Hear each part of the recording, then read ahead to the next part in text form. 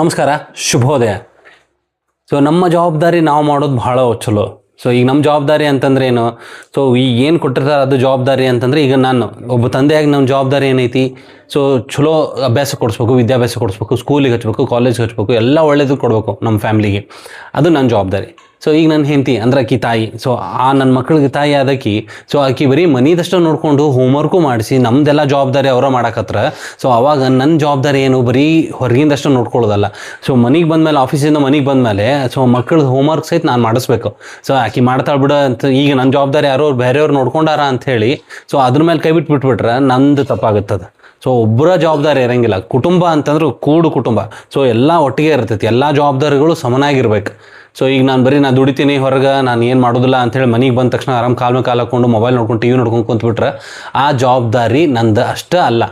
So ಅಲ್ಲಿ ಹೆಂಡತಿ ಮನೆಯದು ಕೆಲಸ ಮಾಡೋ, ಬೆಳಗ್ಗೆಯಿಂದ ಸಾಯಂಕಾಲವರೆಗೂ ಕೆಲಸ ಮಾಡಿ ಹುಡುಗರ್ದು ಹೋಮ್ವರ್ಕ್ ಮಾಡಿಸಿ, ಇಬ್ಬರು ಹುಡುಗರು, 3 ಜನ ಇದ್ರು 3 ಜನ ಹುಡುಗರ್ದು ಹೋಮ್ವರ್ಕ್ ಅವ್ರ ಏನು ಅಭ್ಯಾಸ ಇರ್ತೈತೆ ಅಭ್ಯಾಸ ಮಾಡಿಸಿ, ಸೊ ಮನೆಯದೆಲ್ಲ ಕ್ಲೀನ್ ಮಾಡಿ ಎಲ್ಲ ಮಾಡೋದ್ರಾಗ ಅವ್ರು ಸುಸ್ತಾಗಿಬಿಟ್ಟಿರ್ತಾರೆ.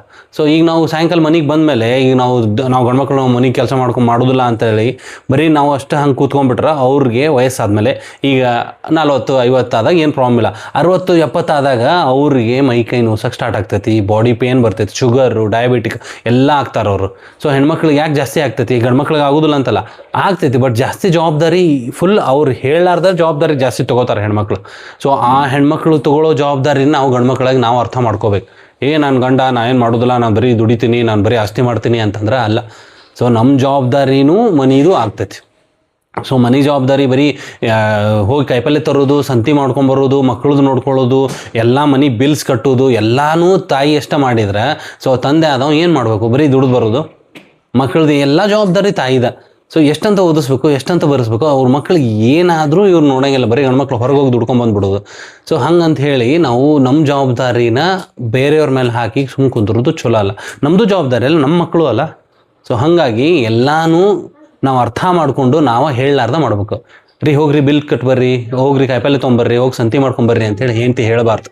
ಸೊ ನನ್ನ ಜವಾಬ್ದಾರಿ ನಾ ಮಾಡಬೇಕು, ಮಕ್ಕಳ ಜವಾಬ್ದಾರಿ ನಂದು. ಈಗ ಪೇರೆಂಟ್ಸ್ ಮೀಟಿಂಗ್ ಇರ್ತೈತೆ, ಬರೀ ತಾಯಿ ಅಷ್ಟು ಹೋದ್ರೆ ಸೊ ತಂದೆ ಅದು ನಾನು ಲೀವ್ ಹಾಕಕ್ಕೆ ಬರೋಂಗಿಲ್ಲ, ನಾನು ಫುಲ್ ಆಫೀಸ್ನಾಗ ಭಾಳ ಕೆಲಸ ಐತಿ, ಫುಲ್ ಆಫೀಸ್ ನನ್ನ ಮೇಲೆ ನಿಂತೈತಿ.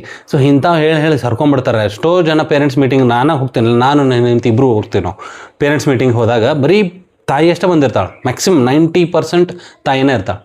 ತಂದೆ ಏನೋ 10% ನಾವು ಗಂಡ್ಮಕ್ಳು ಅಂತೇಳಿ ಒಂದು 10 ಜನ ಇರ್ತೀವಿ. ನಾವು 90 ಜನ ತಾಯಿ ಅಂದರೆ ಇರ್ತಾರೆ. ಸೊ ಅದಕ್ಕೆ ಎಲ್ಲನೂ ಒಳ್ಳೇದಾಗಲಿ, ಶುಭವಾಗಲಿ, ಜವಾಬ್ದಾರಿನ ನಾವು ನಿಭಾಯಿಸೋನು. ಎಲ್ಲರಿಗೂ ಒಳ್ಳೇದಾಗಲಿ.